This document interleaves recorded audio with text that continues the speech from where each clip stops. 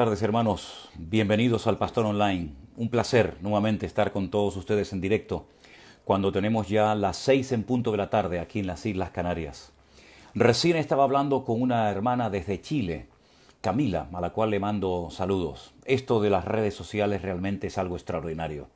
Podemos estar en contacto directo, en tiempo real, con centenares, con miles de personas en todas partes del mundo. Y en este momento, en este programa El Pastor Online, nos vamos a dedicar a responder a las preguntas que en los últimos días hemos estado recibiendo. Gracias a todos de todo corazón por seguir confiando en nosotros y mandarnos sus preguntas. Y con la ayuda del Señor y con la palabra de Dios en la mano, intentaremos pues darle respuesta a su pregunta. Como siempre, dependemos del Señor. Como siempre, les pido a todos ustedes que se sumen conmigo y oremos y le pidamos al Señor que nos dirija y que en esta tarde, este tiempo en el que vamos a estar juntos, podamos aprender juntos de la palabra de Dios y al finalizar este programa podamos decir gloria a Dios, Señor. Gracias por lo que tú nos has traído. Gracias por la bendición de estar juntos, de poder vernos nuevamente y poder, a la luz de tu palabra, descubrir tus maravillas y aprender más, que tanta falta nos hace. Oramos, hermanos, si les parece. Señor, te damos muchísimas gracias en esta tarde por este privilegio maravilloso que nos das nuevamente, de estar en torno a tu presencia y en torno a tu palabra reunidos. Queremos aprender más de ti, Señor. Queremos que nos ilumines, que tu Espíritu Santo glorifique a Cristo, que tu Espíritu Santo nos guíe a la verdad y nos recuerde todo lo que tú enseñaste y nos permitiste, Señor, aprender de tu palabra. Ponemos este tiempo en tus manos y pido que las respuestas, Señor, sean respuestas correctas, respuestas bíblicas, que den honra y gloria a tu nombre, Señor. Y ponemos este tiempo en tus manos, en el precioso nombre de Jesús. Amén y amén. Gloria al Señor. Pues muy bien, hermanos, vamos a pasar ya directamente a dar respuesta a la primera pregunta que nos la hace nuestra hermana María del Carmen. No sé exactamente desde dónde nos escribe, pero bueno, eso es lo de menos. Su pregunta es la siguiente, realmente son varias. ¿Hay alguna manera de demostrar la doctrina que tienen que tenían los primeros cristianos para aclarar que las doctrinas de los católicos son erróneas? Bueno, voy a dar respuesta a esta primera pregunta que usted hace, María del Carmen. En primer lugar, nuestro objetivo no es aprender mucho de la Biblia para refutar a los católicos. Ese no es el objetivo. El objetivo de aprender mucho de la palabra de Dios es para conocer mejor al Señor, independientemente de si hablamos con un católico, con un mormón, con un testigo de Jehová, con un ateo o con quien sea. El objetivo no es, repito, aprender mucho de la Biblia, saber cómo refutar las doctrinas equivocadas de los distintos grupos religiosos que conocemos y así pues nos quedamos contentos y satisfechos. Yo sé que su objetivo es dar respuesta a las preguntas que seguramente muchas personas católicas le están haciendo. Y usted, yo entiendo que quiere conocer a la luz de la palabra de Dios lo correcto para enseñar lo bíblico, para enseñar lo que Dios ordena. Pero que a ninguno de nosotros nos motive el hecho de aprender y conocer mucho de la Biblia para ganar conversaciones, para refutar, para humillar, muchísimo menos, sino que sea siempre conocer mejor al Señor, porque conociendo mejor al Señor vamos a poder servirle mejor, ¿no les parece? Ahora bien, claro que hay formas, claro que hay una manera exacta y correcta de conocer cuál es la enseñanza verdadera, las doctrinas bíblicas. ¿Y dónde podemos conocer todo eso? ¿Dónde podemos ir a la fuente de información correcta? Pues aquí la tenemos, la Biblia, la palabra de Dios. Si usted quiere conocer lo que predicaban, lo que enseñaban, cómo vivían los primeros cristianos, cuáles eran las enseñanzas que se impartían en las comunidades de la época, la iglesia de Corinto, la misma iglesia primitiva, la iglesia de Esmirna, de Pérgamo, la iglesia de Éfeso, de Colosas, de Tesalónica, etc., pues lea el Nuevo Testamento. Y leyendo el Nuevo Testamento, usted podrá encontrar de una forma clara, y yo diría que hasta sencilla, las enseñanzas que creían y que deben de seguir creyendo todos los cristianos. Da igual si son del siglo I o del siglo XXI. En el Nuevo Testamento encontramos todo lo que necesitamos para saber si doctrinalmente lo que creo es correcto o no es correcto. Pero repito, por favor, nuestro objetivo no es pelear contra católicos ni contra ningún otro grupo o secta. Nuestro objetivo es glorificar a Cristo y predicar el Evangelio. Y el que hace la obra es el Espíritu Santo que toca y convence los corazones de las personas, no nuestras conversaciones ni nuestros argumentos. Así es que leyendo la Biblia, sobre todo el Nuevo Testamento, que es lo que usted necesita leer y conocer perfectamente para saber lo que creían los cristianos, usted va a poder saber si lo que creen otras personas o incluso usted misma es correcto o no es correcto. Bien, paso a la segunda pregunta. Porque respecto a la Eucaristía, ¿cuál es la diferencia? Bueno, déjeme decirle a usted y a todos los que nos escuchan, que seguramente habrá mucha audiencia católica o excatólica, que la palabra Eucaristía no aparece en la Biblia. Qué curioso, ¿verdad? Algo tan importante dentro de esa confesión religiosa, esa palabra no aparece en todo el Nuevo Testamento. Jesús nunca la pronunció, ni María, ni José, ni el apóstol Pedro, ni Santiago, ni Tomás, ni Juan, ni Pablo. No aparece en la Biblia la palabra Eucaristía. Pero bueno, entonces se preguntarán algunos, el tema de la Eucaristía, ¿cómo se menciona? ¿Cómo se habla? ¿Cómo se hace referencia a eso en la Biblia? Bueno, el pan y el vino, lo que conocemos con el nombre de la comunión, la Santa Cena, el pacto, como algunos le llaman, pero realmente la palabra Eucaristía no es bíblica, no es un término bíblico. Es un término tal vez inventado por los hombres, vete tú a saber cuándo, dónde y por quién, pero no está en la Biblia.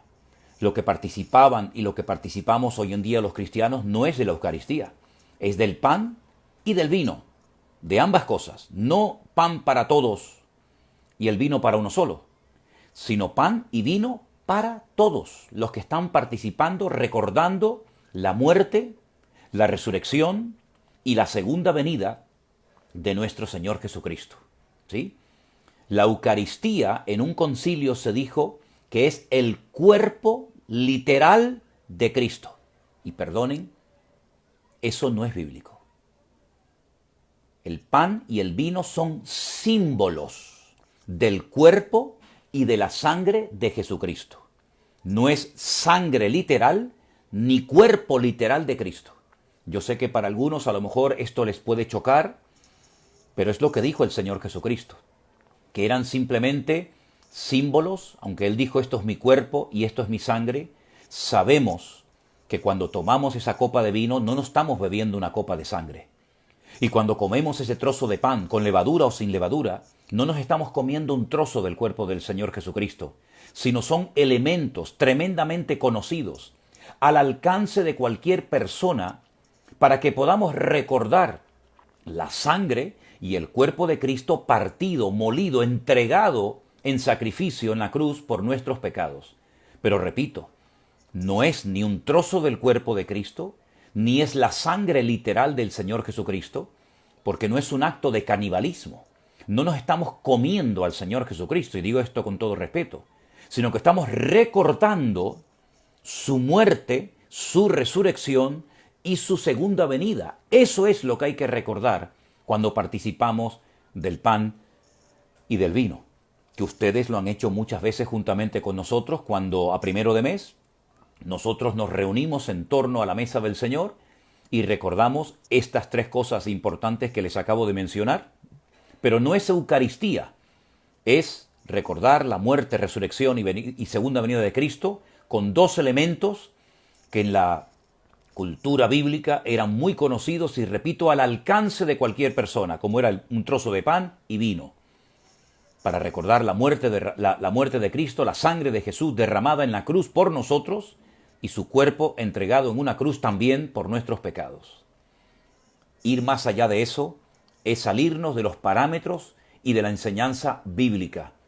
dada por el Señor Jesucristo y por sus apóstoles. ¿Cuál es la diferencia entre los dos canon? Bueno, yo me imagino que en cuanto a lo que usted se refiere a los dos canon, no sé si se refiere usted al hecho de que en el Concilio de Trento, siglo XVI, en ese concilio se le metieron a la Biblia, al Antiguo Testamento, más libros de los que ya tenía.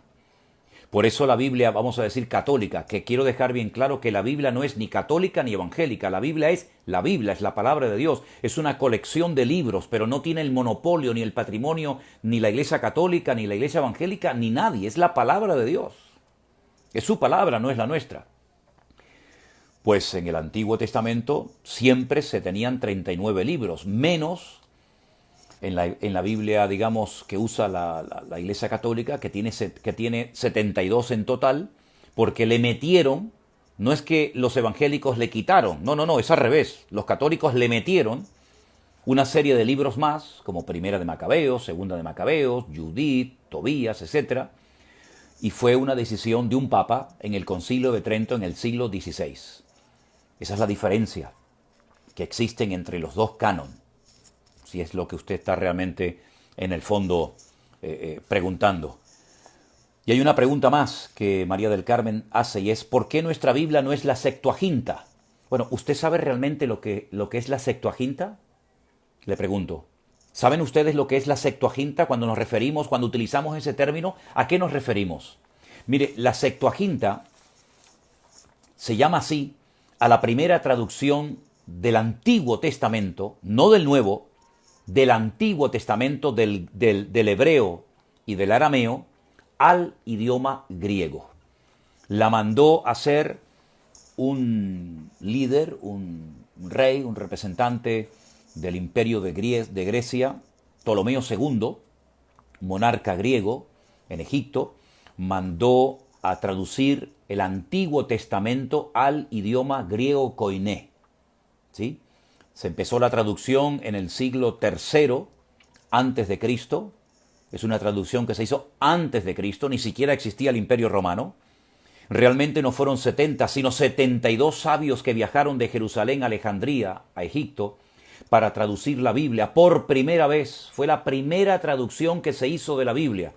Entonces, no hay ningún problema en que usted, María del Carmen, o cualquier persona lean o tengan la Septuaginta, siempre y cuando usted sepa leer en griego. Si usted sabe leer griego koiné, lo puede leer perfectamente. Nosotros tenemos en cierto sentido la Septuaginta, pero en castellano. Porque la Septuaginta, que es una traducción de los idiomas originales al griego, y nosotros tenemos una traducción muy buena de los idiomas originales al castellano, que la hizo un sacerdote llamado Casidoro de Reina, posteriormente Cipriano de Valera, y además otros más, ¿verdad? Y tenemos la Septuaginta, tenemos el Antiguo Testamento traducido en nuestro propio idioma, gloria a Dios, lo cual es una bendición. Pero repito, no usamos la Septuaginta porque yo personalmente no sé griego, si no la utilizaría sin ningún problema.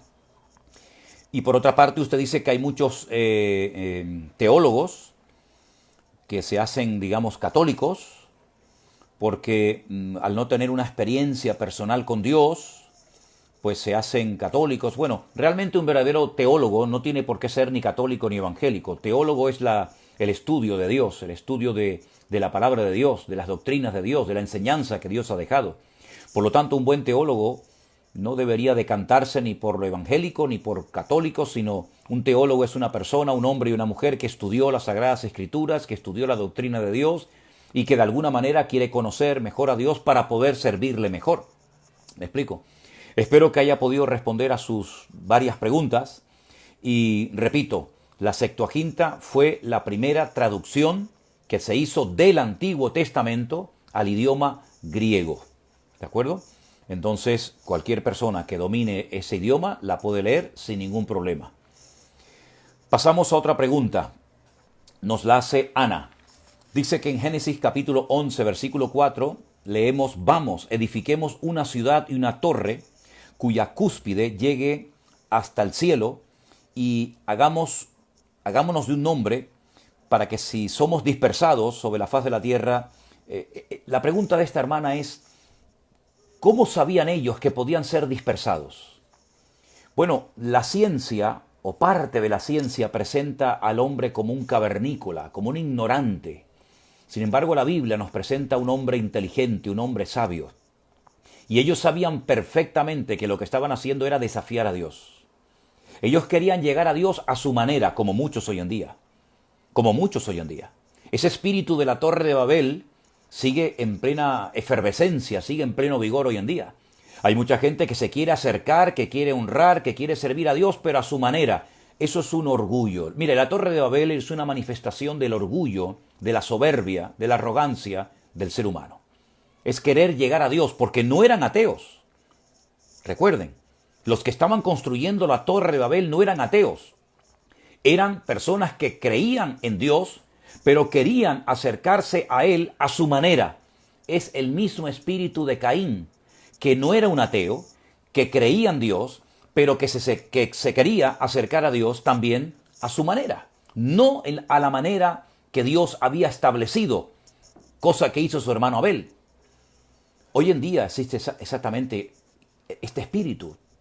Personas que dicen creer en Dios, pero bueno, yo me acerco a Dios a través de las piedras, otro a través del sol, otro a través de los ángeles, otro a través de ciertos y determinados ritos.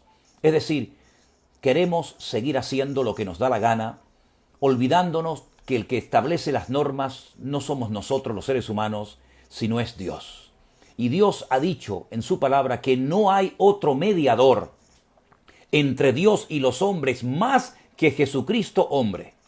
Y la Biblia dice que en cierta ocasión el Señor Jesucristo, hablando con sus discípulos, dijo textualmente, Juan 14:6, yo soy el camino, la verdad y la vida, y nadie viene al Padre sino solamente a través de mí. Y la Biblia dice también, por si esto fuera poco, que no hay otro nombre bajo el cielo dado a los hombres a través del cual podamos ser salvos. Es decir, Dios ya ha dicho las formas, las maneras, como el hombre tiene que acercarse a Dios, pero el hombre no quiere. Y entonces ellos sabían que lo que iban a hacer estaba mal. Y por eso, como sabían que podían ser castigados, dijeron, bueno, vamos a ponernos de acuerdo, no sea que Dios actúe y pare esta obra, y todos sabemos que sucedió. Porque Dios no va a permitir que la arrogancia del hombre triunfe por encima de su voluntad. Cuando proliferan los impíos y florecen todos los que hacen iniquidad, es para ser destruidos, dice el Salmo 92. Por lo tanto, la arrogancia, la soberbia del hombre funciona, vamos a decir, entre comillas, un tiempo. Pero tarde o temprano Dios dirá, basta. Y saben una cosa, hermanos, y permítame aprovechar el momento para decir esto. Dios está a punto de decir basta. La ira de Dios es tan real como su amor y como su misericordia. El hombre se está pasando de la raya. El hombre cree que puede hacer lo que le da la gana. Y tarde o temprano Dios actuará y se cumplirán las cosas que están escritas en la palabra de Dios, porque el hombre se cree que puede estar por encima de Dios. El hombre se cree que es el dueño de la creación y que puede hacer lo que le da la gana, pues se equivocan. El dueño de la creación, el Dios Todopoderoso, es el Dios de la Biblia, revelado y manifestado en Jesucristo, su Hijo amado, y habrá un momento en el que Dios diga, basta.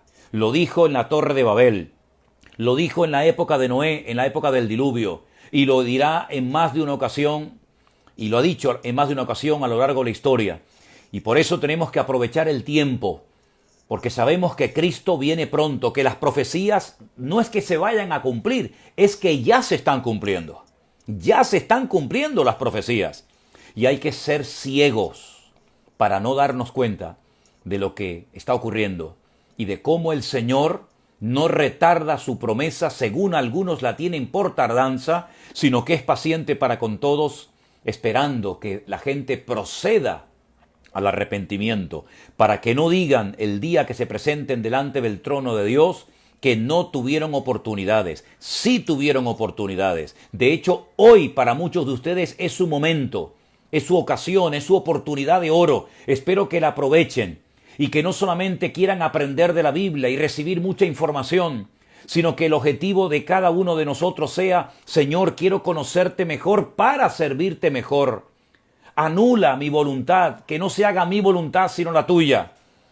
Porque la voluntad de Dios es perfecta, la nuestra muchas veces se equivoca, es equivocada. Que Dios nos ayude, que tengamos la humildad de decir: Señor, perdóname. Porque a veces, queriendo acercarme a ti, lo que he hecho es todo lo contrario. ¿Cuántas personas con sus amuletos, cuántas personas con sus religiones, con sus ritos, creen que se acercan y agradan a Dios y están haciendo todo lo contrario a lo que Dios manda en su palabra? Por eso tenemos la Biblia, el mapa, la brújula, el GPS de Dios, para que no nos perdamos, ni perdamos el tiempo, ni perdamos la vida dando vueltas en círculos, creyendo que estamos agradando a Dios, y a veces es más bien todo lo contrario. Bueno, si me permiten, seguimos adelante y vamos a responder a la pregunta de Andrea, que dice: ¿qué quiere decir que la luz de la luna será como la luz del sol? Y la luz del sol será 7 veces mayor, como la luz de 7 días. Está citando el texto de Isaías 30:26. ¿Qué significa eso? El día que curare la llaga de mi pueblo. Bueno, pues no tenemos que darles más vueltas al texto. Aceptemos la literalidad del versículo. Llegará un momento en que la luz de la luna será mucho más fuerte que la que tiene en la actualidad, ¿verdad? O la que proyecta en la actualidad procedente del sol.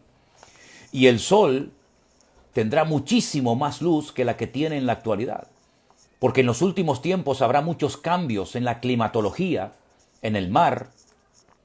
Habrá muchos cambios en la naturaleza, en los animales, en el mundo espiritual, y los cambios que va a experimentar la humanidad y la creación de Dios en los últimos tiempos van a ser inmensos, van a ser enormes. Y por lo tanto, yo entiendo y acepto la literalidad de este versículo, que llegará un momento en el que la luz de la luna será inmensa, que parecerá un sol, cosa que para algunos les puede resultar increíble hoy en día, aunque hay momentos en los que la luna, por su proximidad, ¿verdad?, parece que tiene una luz tremenda. Y ya ha sucedido en varias ocasiones. Porque Dios va a hablar también a través de esos, esos elementos, el sol, la luna, las estrellas, el mar, etcétera, para sacudir las conciencias del hombre, para despertar a los seres humanos, para que se den cuenta de que necesitan de Dios y de que el tiempo se acorta. Así que ese versículo yo lo interpreto como algo literal, mi querido hermano o hermana. Yolanda dice: Cristo murió para redimir a la raza humana del pecado. Y yo le pregunto, con mucho respeto, me dice Yolanda, ¿por qué a los ángeles no los incluyó en esa redención? Yolanda, y yo también con mucho respeto le respondo a usted lo siguiente: gloria a Dios que fue así. Gloria a Dios que murió por nosotros y no movió ni un dedo por los ángeles caídos. ¿Se imagina usted por un momento lo que hubiera ocurrido si nuestro Señor Jesucristo hubiera venido a este mundo a morir por los ángeles caídos, para de alguna manera restaurarlos, si es que de esa manera podían ser restaurados, y no hubiera muerto por nosotros? Nuestra vida sería un infierno, condenados eternamente a estar separados de la presencia de nuestro Dios. Pero gloria a Dios, bendito sea nuestro Dios, porque Él se acordó de nosotros y tuvo misericordia de nosotros. Y de tal manera amó Dios al mundo que dio a su Hijo unigénito, para que todo ser humano que crea en Él no se pierda, mas tenga vida eterna. Gloria a Dios, que no murió por Lucifer, por los demonios, por los ángeles caídos que se rebelaron contra Él antes de la creación de Adán y Eva, sino que hizo todo lo necesario e imprescindible para restaurar a la raza humana. Bendito sea el Señor. ¿Saben? No me preocupo lo más mínimo de que el Señor no haya hecho nada por restaurar a los ángeles, créame. Pero sí tengo infinito agradecimiento a mi Dios por haber muerto por mí en una cruz y por haberme dado la salvación en Cristo Jesús, Señor nuestro. Así es que, si quiere, le podemos hacer esa pregunta al Señor en la eternidad. Pero en este momento, lo que sí tenemos que tener claro es que Él murió por nosotros, porque nos amó con amor eterno. Bendito sea el nombre del Señor. En Apocalipsis capítulo 3, versículo 12, pregunta Miriam, donde dice, ¿y mi nombre nuevo? ¿Eso qué quiere decir? ¿Jesús tiene un nombre nuevo? Bueno, vamos a leer, si les parece, el capítulo 3, versículo 12 del libro del Apocalipsis, a ver qué es lo que nos dice ese texto. Y dice lo siguiente: al que venciere, este es el mensaje que el Señor le está dando a la iglesia de Filadelfia. Al que venciere, yo le haré columna en el templo de mi Dios, y nunca más saldrá de allí, y escribiré sobre él el nombre de mi Dios y el nombre de la ciudad de mi Dios, la nueva Jerusalén, la cual desciende del cielo de mi Dios, y mi nombre nuevo. Bueno, si es un nombre nuevo que Él nos quiere revelar sobre Él cuando nos dé la recompensa correspondiente a nuestra labor, gloria a Dios. Usted también hace referencia a esa piedrecita blanca la cual contiene un nombre nuevo. Es una recompensa, es un regalo que el Señor le dará a los que venzan, ¿verdad? Bueno, cuando lleguemos a la eternidad nos vamos a llevar millones y millones de sorpresas. Yo creo que durante toda la eternidad no saldremos de nuestro asombro. No nos vamos nunca a aburrir. Vamos a estar contentos, felices y bendecidos permanentemente. Vamos a estar viendo a nuestro Dios y disfrutando con Él por toda la eternidad. Y Él tiene muchas recompensas y muchas bendiciones reservadas para todos y para cada uno de nosotros. Pero estas recompensas son para los que vencieren. Así es que vamos a pelear la buena batalla, a ser fieles hasta el final para poder recibir la recompensa y la corona que el Señor nos tiene asignada a cada uno de nosotros. Luz dice que toda injusticia, según 1 de Juan 5:17, es pecado. Pero hay pecados que no son de muerte. ¿Qué significa? Bueno, Luz, ya lo hemos explicado en otras ocasiones, que la Biblia hace referencia a un pecado que no recibe perdón. Es la blasfemia, es el pecado contra el Espíritu Santo, del cual también hablamos en su momento. Pero no tienes que estar preocupada por este asunto, por este tema, porque ya el hecho de que preguntes por esto es la evidencia más que suficiente para que estés tranquila, y además si eres convertida, ninguna condenación hay para los que están en Cristo Jesús, los que no andan conforme a la carne, sino conforme al Espíritu. Pero ese pecado de muerte, por el cual dice la palabra que no hay que ni siquiera pedir ni rogar, es el pecado contra el Espíritu Santo, del cual se habla largo y tendido en la carta a los Hebreos, para más información. También preguntas diciéndonos que en Mateo capítulo 13, versículo 12, hay un versículo que dice, y lo leo, porque a cualquiera que tiene, se le dará, y tendrá más. Pero al que no tiene, aún lo que tiene le será quitado. Mira, mi consejo es que leas el capítulo 13, desde el versículo 1 en adelante, para que veas a quién le dijo el Señor esas palabras y en qué contexto las dijo. Porque en medio de esas palabras, o a continuación de esas palabras, hay una cita del profeta Isaías capítulo 6, del versículo 9 al 10, que sería muy bueno que leyeras. Y vas a entender a quién le dijo el Señor, el que tiene se le dará más, y lógicamente tendrá más.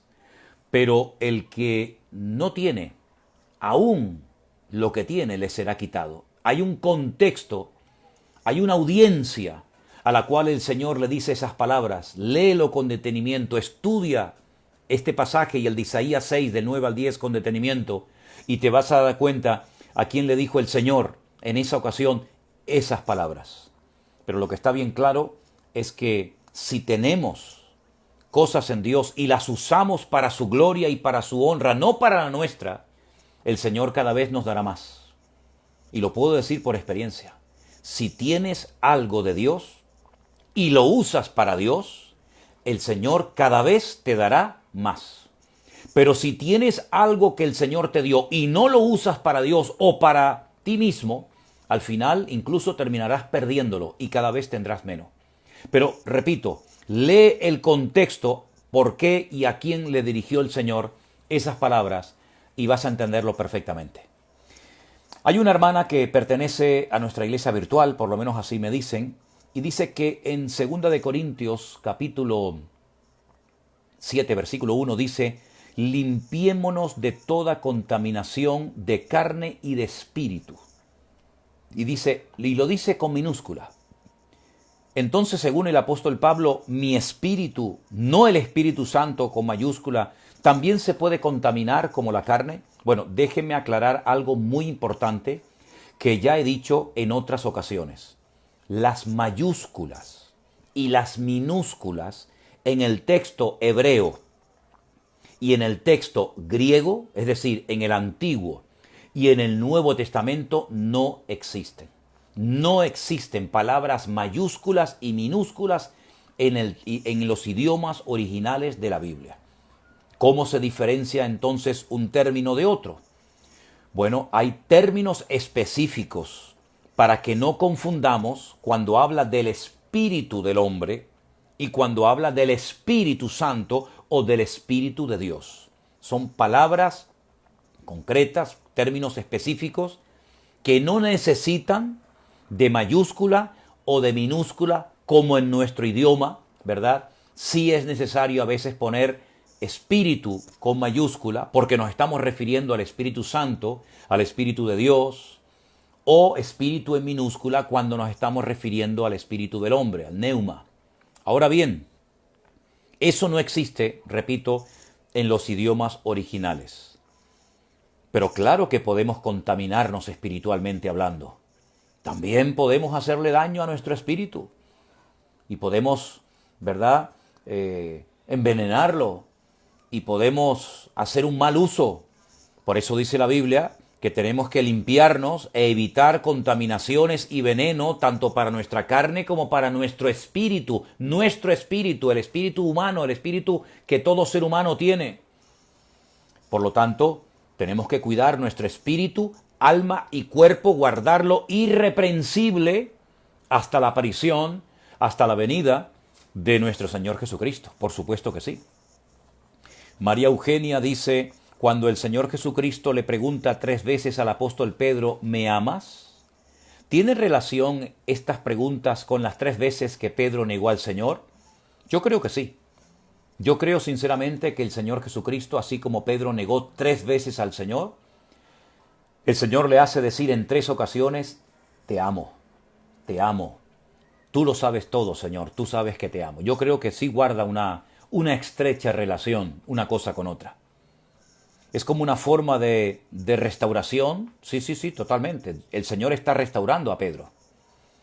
¿Por qué solo a él se le dice apacienta mis ovejas? Bueno, es que ya todos los discípulos sabían que tenían que apacentar la grey, las ovejas del Señor, pero Pedro se había desconectado, había apostatado, se había echado fuera. Por lo tanto, a él, una vez que se le ha restaurado, se le recuerda lo que ya sabían todos los apóstoles, que tenían que ser pescadores de almas, que tenían que tratar, que tenían que cuidar y ministrar al rebaño de Dios. Y a Pedro se le recuerda lo que ya todos sabían. No es que solamente se le dijo a Pedro, ya todos sabían. Lo que pasa es que a Pedro se le está restaurando y se le está volviendo a recordar lo que parece que era necesario recordarle. Pues si me amas, apacienta mis ovejas. Pero todos los apóstoles tenían que hacer exactamente lo mismo. Todos se convirtieron en apóstoles, todos se convirtieron en pastores. Todos se encargaron de cuidar el rebaño de Dios en diferentes partes del mundo, unos en Israel, otros en otros países. No solamente se le dijo a Pedro. ¿Qué significado tiene el tema de las llaves? Bueno, como yo he dicho en muchas ocasiones, y lo digo cuando voy a Israel con los grupos, y espero que el próximo año podamos volver otra vez a viajar con muchísima gente que van a venir con nosotros, Dios mediante, a Israel. Cuando estoy allí les digo que las llaves solamente sirven para 2 cosas, o para abrir o para cerrar puertas. Las llaves no tienen otra finalidad más que abrir o cerrar una puerta. No sirven para otra cosa. No son objetos decorativos, aunque algunos las pueden utilizar, ¿verdad?, como objetos decorativos. El Señor le dio a Pedro la posibilidad de abrir el mundo de los gentiles para que conocieran y recibieran el Evangelio, cosa que hizo cuando fue a predicar a Cesarea, a la casa de Cornelio. Y allí había un grupo numeroso de gentiles que incluso fueron visitados por el Espíritu Santo y tuvieron la misma experiencia que habían tenido tiempo atrás en Pentecostés, en la fiesta de Shavuot en Jerusalén, el día de esa fiesta en el aposento alto. Entonces, esas llaves simbólicamente representan que a Pedro se le dio el privilegio y la oportunidad de abrir la puerta para que los gentiles escucharan el Evangelio. Prueba de ello, que cuando él está orando en Jope, en la azotea, mientras le están preparando la comida, el Señor le permite tener una visión, donde él vio, pues, animales limpios y no limpios, y el Señor le dijo, levántate, mate y come. Y era como una forma de prepararlo espiritualmente, psicológicamente, para una visita que pronto iba a realizar a la ciudad de Cesarea, para predicarles el Evangelio a gentiles, cosa que nunca se había producido. Y ahí él utilizó esas llaves. Ahí él utilizó las llaves que le dio el Señor, el ministerio. Es algo metafórico, ¿no? Es algo simbólico, no es que le dio unas llaves literalmente hablando, sino que le dijo, Pedro, a ti te doy las llaves del reino. Es decir, te voy a dar el privilegio de ser el primero en abrir la puerta al mundo gentil para que conozcan el Evangelio. Luego después ya otros, como por ejemplo el apóstol Pablo y Bernabé y Silas y Timoteo, también se encargaron de utilizar, entre comillas, esas llaves para llevar a mucha gente gentil, no judía, a los pies de Cristo. Una pareja o una persona, no voy a mencionar su nombre por prudencia, ¿no? Porque no sé si a lo mejor quieres que lo mencione, pero una hermana pregunta, si una pareja se casa solamente por lo civil, ¿es necesario que también se case por la iglesia? Hombre, necesario no es.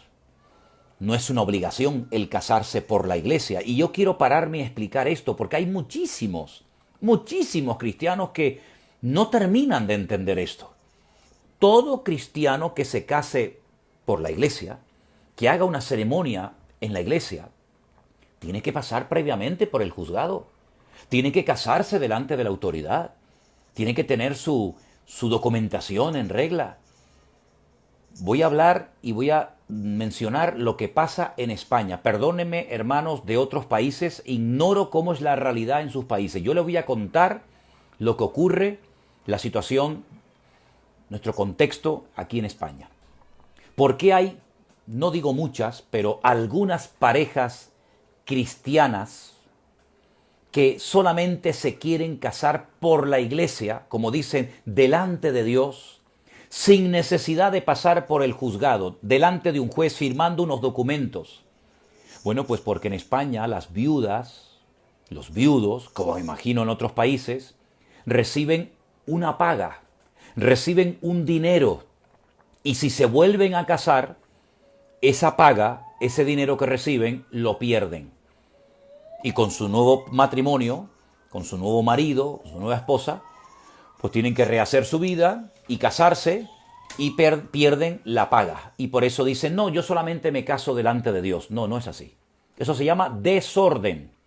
Las parejas cristianas que no se quieren ir a casar delante del juez para no perder la paga y solamente casarse en la iglesia delante del Señor, no es correcto lo que están haciendo. Por dinero hacen las cosas mal. Después criticamos a Judas. Después decimos, no, Judas vendió al Señor por unas cuantas monedas de plata. Sí.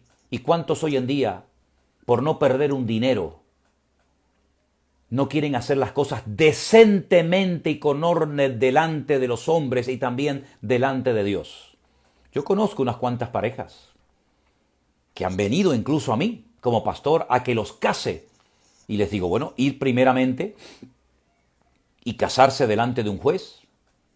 Y cuando tengáis vuestra documentación oficial y vuestro libro de familia, entonces haremos una ceremonia y les bendeciremos en la iglesia.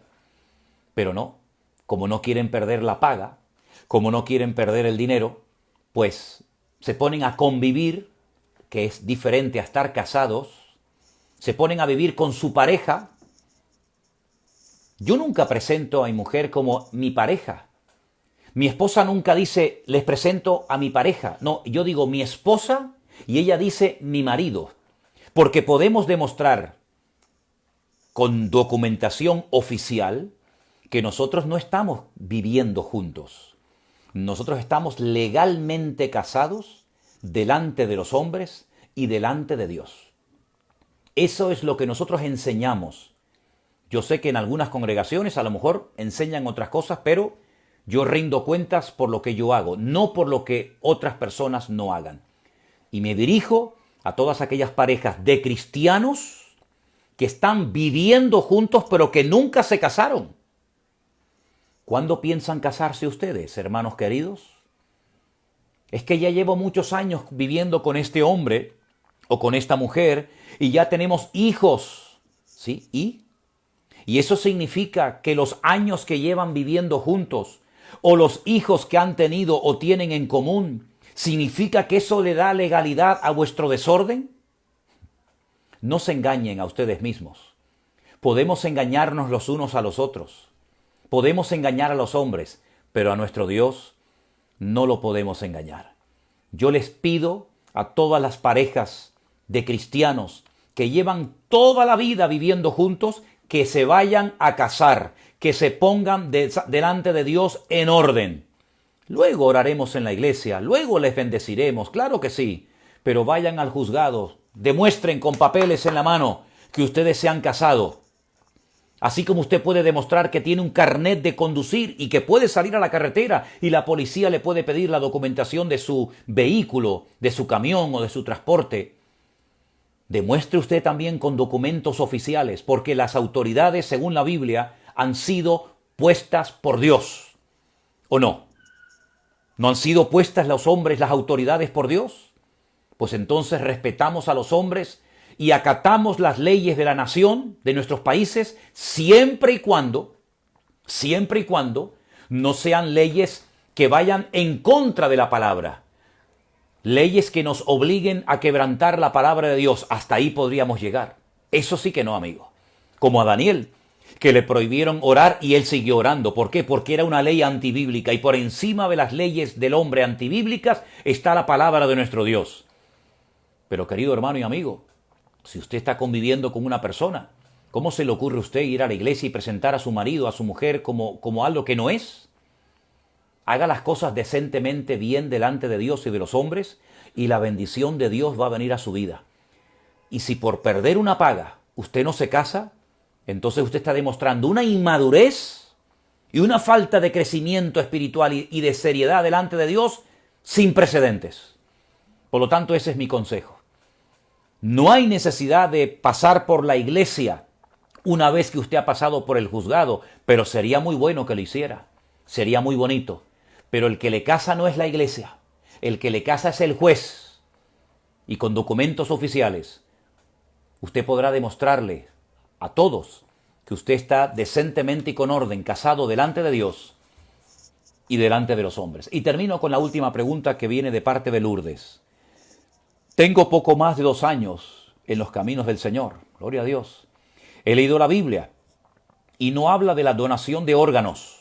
¿Podría darme alguna enseñanza si es correcto o no delante de Dios? Bueno, eso tiene que ver más que con Biblia, con su conciencia, hermana. Si usted está casada, consúltele a su marido. Los que quieran donar órganos.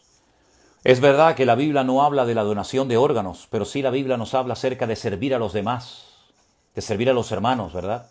De atenderles en sus necesidades. Si alguien, su conciencia, no le acusa y usted quiere donar su corazón o cualquier otro miembro de su cuerpo a la ciencia para ayudar a vivir a otras personas, yo conozco a muchos hermanos que hoy en día están con vida gracias a que otras personas donaron algún miembro de su cuerpo. Pero lo dejo en su conciencia, porque efectivamente la Biblia no habla directamente de la donación de órganos, pero pienso que no es algo malo, pero también entiendo que hay personas que su conciencia no les permite hacerlo. Por consiguiente, como es algo de conciencia y no es algo que tiene una base bíblica para tirarlo por tierra o para decir que es correcto, ore al Señor y usted que es creyente, en este caso, pues déjese llevar por su conciencia y haga las cosas convencido de que está haciendo bien y que nadie se condene con lo que apruebe. dice la palabra de Dios. Mis queridos hermanos, ha sido un placer para mí en esta tarde una vez más estar en directo con todos ustedes. Tengo en estos momentos aquí en Tenerife las 18:44 de la tarde. Con este cambio horario está totalmente oscuro, parece como si fueran las 12 de la noche, pero me gustaría, queridos hermanos, pedirle a todos ustedes oración. Les cuento, hemos recibido en estos últimos días, sobre todo hoy, peticiones urgentes de oración de nuestros hermanos de Centroamérica, sobre todo de Honduras, un país que ha sido hace unos días azotado por unas lluvias torrenciales terribles, donde miles y miles de personas han perdido sus hogares. Por lo visto está a punto de llegar un huracán, unas lluvias, unas tormentas tremendas, y los hermanos piden que por favor oremos por ellos. Hermanos, me gustaría pedirles que ahora dejen de escribir, dejen de mandar comentarios, y les pido por favor encarecidamente en el nombre de nuestro Señor Jesucristo que hagamos una oración a favor de nuestros hermanos para que estas lluvias, este huracán, no les vuelva a afectar a nuestros hermanos ni a esos países, sino que se disuelva, se rompa, se vaya a cualquier otra parte, pero que no haga daño. Y vamos a orar. Y pido por favor a todos que en este momento inclinemos nuestro rostro, cerremos nuestros ojos y hagamos una oración por todo Centroamérica y por los países que pueden ser azotados por este tremendo huracán que viene, que dicen que es peor que el anterior. Por favor, todo el mundo orando en este momento. Padre Celestial, nos unimos ahora como pueblo de Dios a favor de nuestros hermanos de Centroamérica. Te ruego, Señor, encarecidamente en el nombre de Jesús, que desvíes esas lluvias, esos vientos, esos huracanes. Señor, que no toquen tierra, que no hagan daño, Señor, a tu pueblo ni a nadie. En el nombre de Jesús, ten misericordia, Señor. Y bendice a nuestros hermanos hondureños y de todo Centroamérica y de cualquier país donde estas tormentas puedan afectar. Señor, ten misericordia de ellos y no permitas, oh Dios, que más tragedias y más calamidades lleguen a sus vidas. Señor, oramos y nos unimos ahora en el nombre de Jesús y oramos para que desvíes esas tormentas, desvíes esos vientos y que no toquen tierra, Padre, y que en el nombre de Jesús tu pueblo sea protegido de una forma sobrenatural y milagrosa, como muchas veces lo has hecho. Los ponemos en tus manos, en el bendito nombre de Cristo Jesús. Amén y amén. Mis queridos hermanos, que Dios les bendiga. Volveré a estar con todos ustedes, Dios mediante, mañana en el devocional. Estamos preparando un material, lo anticipo. Oren para que pronto pueda salir un material que todos ustedes van a poder tener en sus manos con todos los devocionales que estaré compartiendo con ustedes el próximo año. Como una especie de agenda para que cada día usted en su hogar no tenga necesidad de coger cualquier papel o libreta, sino que tenga una agenda, la misma que yo voy a tener, la misma que cientos y miles de hermanos tendrán en todas partes del mundo. Y juntos, con ese material, tomaremos apuntes, tomaremos nota, leeremos los mismos versículos. Oren para que antes de este año, si el Señor lo permite, podamos anunciar que este material para el año que viene saldrá a la venta para que todos podamos tenerlo y tener un material para que juntos como pueblo de Dios busquemos al Señor todos los días temprano en la mañana. Que Dios también bendiga a los hermanos de Perú que están teniendo muchos problemas, en Chile, también en Bolivia, en Venezuela y en muchas partes de la tierra. Y oremos, hermanos, para que el Señor nos proteja, para que el Señor nos cuide y para que pronto podamos comenzar a ir a esos lugares donde hay hermanos que nos están esperando para ser bautizados, para conocernos personalmente y para que se abran las fronteras también, para que podamos comenzar a llevar a esos cientos y cientos de hermanos que quieren conocer Israel, que quieren pasear y conocer ese hermoso país por donde Jesús caminó, el huerto de Getsemaní, el monte de los olivos, la ciudad santa de Jerusalén, el estanque de Betesda y tantos lugares. Oren, hermanos, para que pronto esto se calme, esto cambie y podamos tener tal vez la última oportunidad en el próximo año de visitar a Israel y de conocernos y de estar juntos haciendo reuniones y convenciones y retiros juntos en muchos lugares donde nos están esperando. Y tenemos miembros de nuestra iglesia virtual. Que Dios les bendiga. Gracias a todos los que oran diariamente por nosotros. Nosotros también lo hacemos por ustedes. Y gracias de todo corazón por todos los que nos apoyan, por todos los que nos ayudan, por todos los que sienten en su corazón apoyar este ministerio. Que Dios les bendiga. Ustedes son una bendición para nosotros y seguiremos aquí con la ayuda y con la bendición de Dios. Que Dios les bendiga y bendiciones para todos ustedes. Hasta luego, hermanos.